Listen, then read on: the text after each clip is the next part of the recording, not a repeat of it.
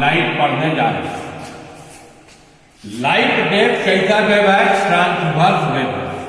इसका मतलब लाइट का वाइब्रेशन परपेंडिकुलर होगा direction of propagation of light. अब ये फिगर देखिए, ये जो लाइन दी है ये direction of propagation of light और एक प्लेन है ये एक प्लेन डायरेक्शन ऑफ प्रोपगेशन पर क्या है? परपेंडिकुलर। तो इसके प्लेन में लाइट का वाइब्रेशन क्या है?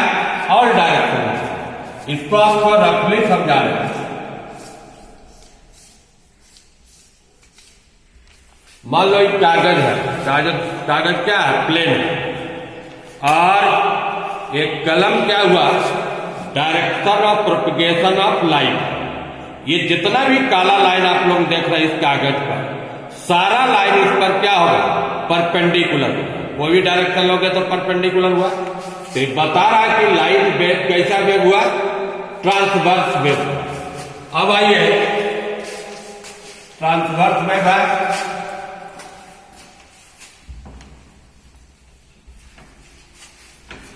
अब इसको हम, ये लाइट का मान लो सोर्स है, यहां से वाइब्रेशन ऑल डायरेक्शन में हो रहा है। इसको हम दो कंपोनेंट में रिजॉल्व कर सकते हैं लाइट के वाइब्रेशन।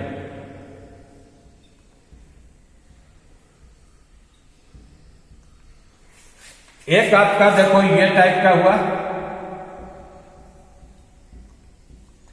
लाइट का वाइब्रेशन का दो कंपोनेंट है। एक आपका ये, इस टाइप से बनाने का मतलब जो वाइब्रेशन है in the plane of paper, और इस टाइप का बनाएंगे, ये वाइब्रेशन रिप्रेजेंट कर रहा है vibration perpendicular to the plane of paper. मतलब लाइट का वाइब्रेशन को दो पार्ट में बांट दिए।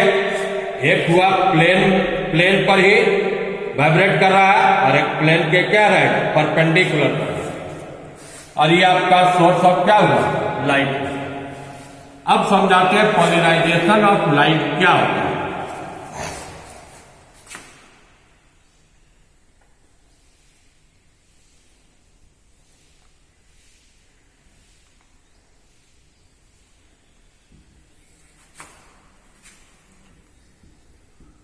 ये आपका ऑर्डिनरी लाइट है। अभी समझा, इसमें वाइब्रेशन दो डायरेक्शन में हुआ। ऑर्डिनरी लाइट को क्या बोलेंगे? Unpolarised light. और ये आपका एक क्रिस्टल है, जिस क्रिस्टल का नाम होता है टर्मलाइन क्रिस्टल। और ये लाइन है direction of propagation of light.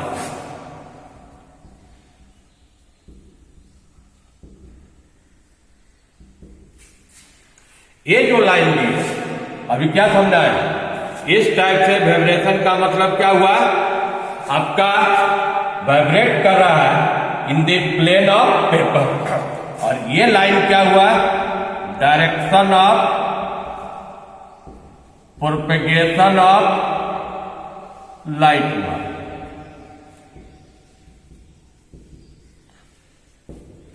और ये आपका टर्मिनाइल क्रिस्टल, एक क्रिस्टल का क्या हुआ? एक्सिस। जब अनपोलराइज्ड लाइट क्रिस्टल में गया, टर्मिनाइल क्रिस्टल में गया, तो इसके प्लेन में वाइब्रेशन ऑल डायरेक्शन में हुआ, लेकिन वही वाइब्रेशन बाहर में ट्रांसमिट होगा जो उसके एक्सिस के क्या है? पैरेलल। तो यहां पर क्या देख रहे हो कि वाइब्रेशन एक फिक्स कर दिए। ये जो लाइन ट्रांसमिटेड हुआ इसको क्या कहेंगे? Polarised light. तो इसका मतलब पोलराइजेशन का डिफिनेशन इधर लिखा है। पोलराइजेशन क्या हुआ? Polarisation of light the phenomena of restricting the vibration of light in a particular direction perpendicular to the direction of propagation of light। इस फिनोमेना को ही क्या कहते हैं? Called polarisation of light. और जो लाइट यहां से निकला पोलराइजेशन के बाद, उस लाइट को क्या कहेंगे? Polarise light. After polarisation is called polarised light. और ये जो क्रिस्टल है इसको क्या कहेंगे? पोलराइजर। जो क्रिस्टल पोलराइज किया, ये समझ गया? फिगर फिर से समझिए। ये अनपोलराइज्ड लाइट गया किसमें? टर्मलाइन क्रिस्टल में। इसमें वाइब्रेशन ऑल डायरेक्शन में हुआ, लेकिन वही वाइब्रेशन बाहर में ट्रांसमिट हुआ जो एक्सिस के क्या था? पैरेलल था। तो अब वाइब्रेशन इसका फिक्स हो गया एक पार्टिकुलर डायरेक्शन में। ये जो फिनोमेना हुआ उसको क्या कहेंगे? Polarisation of light.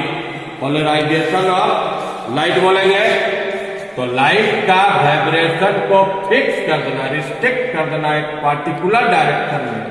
वह डायरेक्शन लाइट के प्रोपगेशन के क्या होगा? परपेंडिकुलर होगा। उसको क्या कहेंगे? Polarisation of light. और लाइट जब पोलराइज हो जाएगा तो उस लाइट को क्या कहते हैं? Polarise light. अगला टॉपिक इसमें देखते हैं। तुम लोगों को एक क्वेश्चन इसमें हमेशा आता है, bristles law of polarisation.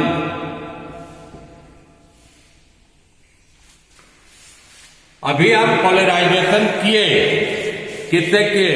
Crystal से। अब पोलराइजेशन करेंगे। ब्रिस्टल ने पोलराइजेशन करवाया रिफ्लेक्शन से। Polarization by reflection of light से।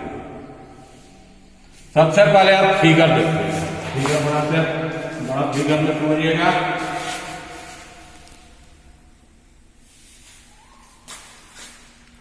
ये मान लो ग्लास का स्लैब है, कोई भी ट्रांसपेरेंट मीडियम।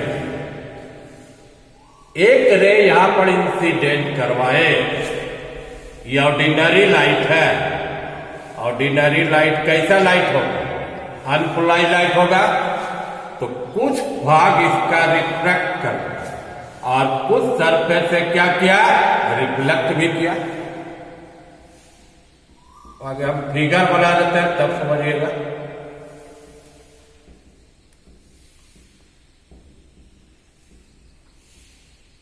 ये एंगल आप ले रहा है, इसका उतनांक है। ये जो लाइट है ये ऑर्डिनरी लाइट है। ऑर्डिनरी लाइट क्या होता है? Unpolarised light. अगर अनपोलराइज्ड लाइट ये आपका कोई ट्रांसपेरेंट मीडियम या ग्लास पर इंसिडेंट किया तो एक पार्ट क्या किया? रिफ्लेक्ट किया और कुछ पार्ट इसमें क्या किया? रिफ्रैक्ट भी किया। अब इसमें कंडीशन है, अगर इसको एक पार्टिकुलर एंगल कितना पर इंसिडेंट करवाए? 5p पर। और ये क्या था? Reflected ray. और ये वाला क्या हुआ? रिफ्रैक्टेड रे। अगर ये दोनों परपेंडिकुलर है, बीच का एंगल कितना दे रहा है π/2, तब देखा गया कि जो रिफ्लेक्टेड रे था कंप्लीटली पोलराइज था, इसमें वाइब्रेशन एक डायरेक्शन, और रिफ्रैक्टेड रे पार्शियली पोलराइज। और ये क्या हुआ, कंप्लीटली पोलराइज। ये जो एंगल है, जिस एंगल पर इंसिडेंट किया, इसको कहते हैं एंगल ऑफ पोलराइजेशन। ये φp है तो ये भी एंगल क्या होगा, φp होगा।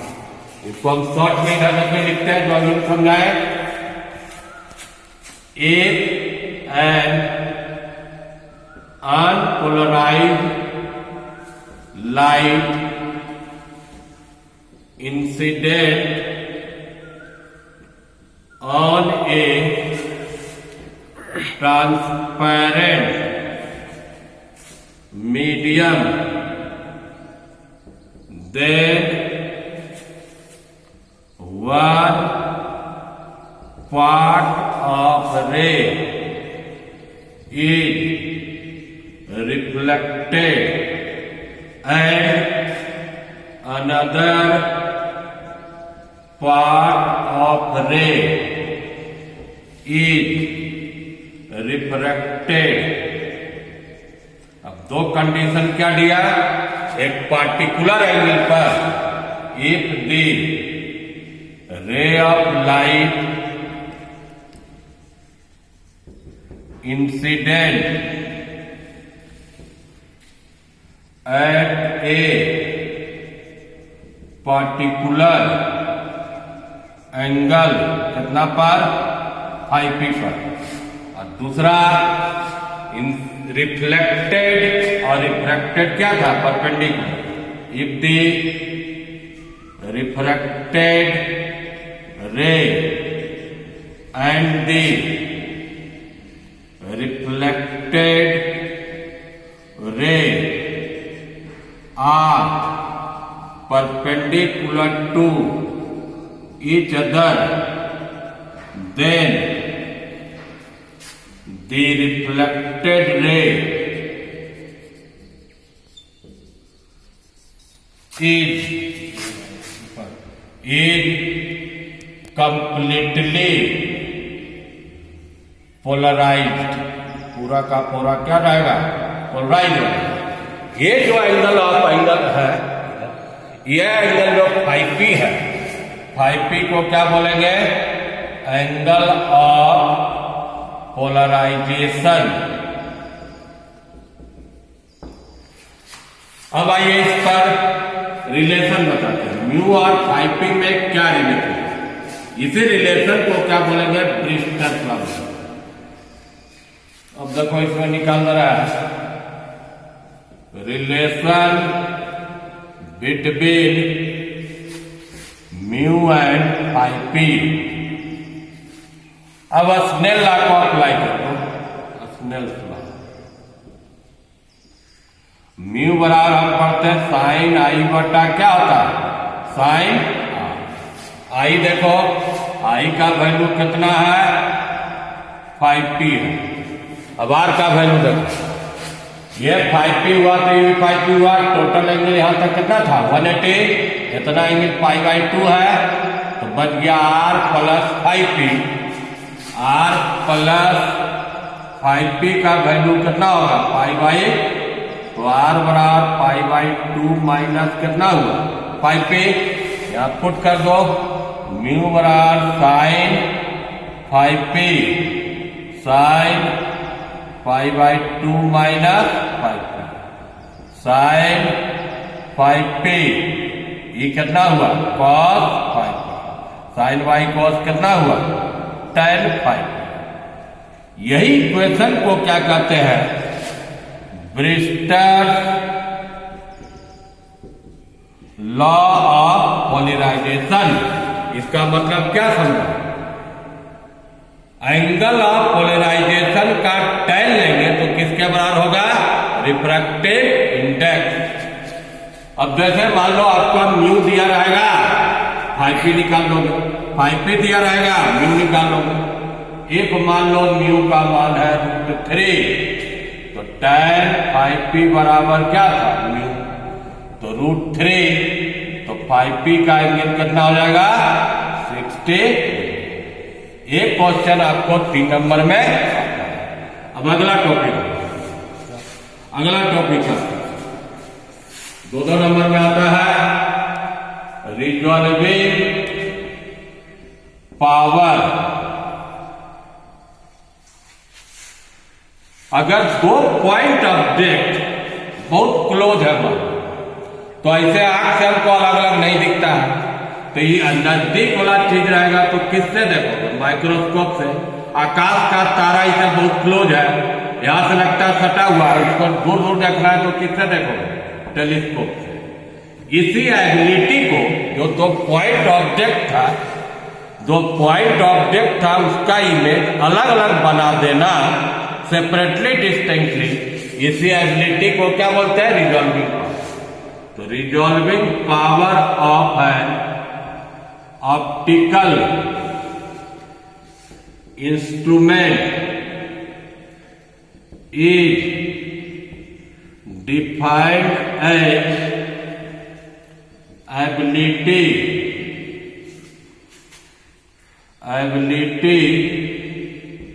to form distinctly separated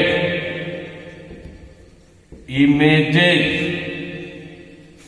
of 2 point object which are very close to each other। 2 point object था जिसका इमेज अलग अलग को डिवाइस बनाता है, उसी क्षमता को क्या बोलते हैं, रिजॉल्विंग पावर। इसमें एक टर्म और आएगा, लिमिट ऑफ रिसोल्यूशन। एक मिनिमम डिस्टेंस जिसका इमेज अलग अलग कर सकता है या उससे कम दूरी रहेगा तो ऑप्टिकल इंस्ट्रूमेंट भी उसका इमेज को अलग नहीं बना सकता है। वो माने इतना दूरी रहे या उससे ज्यादा रहे तो इमेज अलग अलग बनेगा, कम रहेगा तो नहीं। तो लिमिट क्या हुआ, the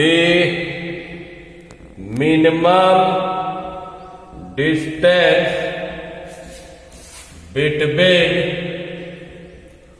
2 point objects whose images can be just resolved by an optical device, जिसका इमेज अलग अलग किया जा सकता है। इसका मतलब क्या समझो, रिजॉल्विंग पावर क्या होगा, 1 बाई लिमिट ऑफ रिसोल्यूशन। अगर ये लिमिट कम होगा तो रिजॉल्विंग पावर क्या होगा, ज्यादा होगा, है वाइस वर्सा। एक limit of resolution is smaller than resolving power is larger and vice versa. अब चलो, अब 2 टॉपिक छोटा छोटा इस क्लास में पढ़ना है, उसके बाद ही ऑप्टिक्स का थ्योरी खत्म कर देंगे। एक आपका है रिजॉल्विंग, सीधा कर, पावर ऑफ टेलीस्कोप। टेलीस्कोप से क्या होता है, दूर वाला देखते हैं, जैसे स्टार है बहुत सटा हुआ, उसका दूर से देखोगे, यहाँ से आंख से तो लगता है बहुत नजदीक है, तो उसका अलग अलग इमेज करना है तो किससे करेंगे, टेलीस्कोप से। तो रिजॉल्विंग पावर टेलीस्कोप का क्या हुआ, resolving power of a telescope is ability to form distinctly separated image of two point objects which are two point and यहां कर देते हैं डिस्टेंट, दो रोल distant object which are very close to each other. बहुत दूर का जो वस्तु है उसका इमेज अलग अलग कर देते। लिमिट ऑफ रिजोल्यूशन इसका होता है इस टेलीस्कोप का, इसका वैल्यू 1.22 लैम्डा बाई डी। यहां पर क्या है, डायमीटर ऑफ ऑब्जेक्टिव है। लेंस में जानते हो दो लेंस रहता है टेलीस्कोप या माइक्रोस्कोप में, पहला लेंस ऑब्जेक्टिव रहता है, दूसरा लेंस क्या रहता है आईपीस। तो डी इसका क्या है डायमीटर, इसलिए रिजॉल्विंग पावर क्या जानते हो 1 बाई लिमिट ऑफ रिजोल्यूशन। अब उल्टा कर दो डी 1.22 लैम्डा, इसलिए रिजॉल्विंग पावर डायरेक्टली प्रोपोर्शनल क्या हुआ डायमीटर का क्या होगा डायरेक्टली। अब अगला रिजॉल्विंग पावर ऑफ, दूसरा हम पढ़ेंगे माइक्रोस्कोप। माइक्रोस्कोप यहां पर हम चेंज कर दे रहे हैं, टेलीस्कोप हटा के क्या कर दिए माइक्रोस्कोप। वही डिफिनेशन हमें देते हैं। यहां पर जो डिस्टेंट था यहां क्या कर दिए, resolving power of microscope ability to form distinctly separated images of two point and near object which are very close to each other. अब इसका लिमिट ऑफ रिजोल्यूशन देखिए, जैसा हल्का चेंज है, ऊपर में तो वही रहेगा, नीचे में 2 म्यू साइन बीटा। म्यू क्या है यहां पर, जो ऑब्जेक्टिव और ऑब्जेक्ट है उसके बीच का जो मीडियम है उसका रिफ्रैक्टिव इंडेक्स ऑफ मीडियम। अब बीटा क्या है, जो दो पॉइंट ऑब्जेक्ट है, ऑब्जेक्टिव पर जो एंगल बना रहा है वो आपका क्या है बीटा। अब इसका रिजॉल्विंग पावर उल्टा कर दीजिए 1 बाई लिमिट ऑफ रिजोल्यूशन। उल्टा करने से क्या होगा 2 म्यू साइन बीटा 1.22 लैम्डा।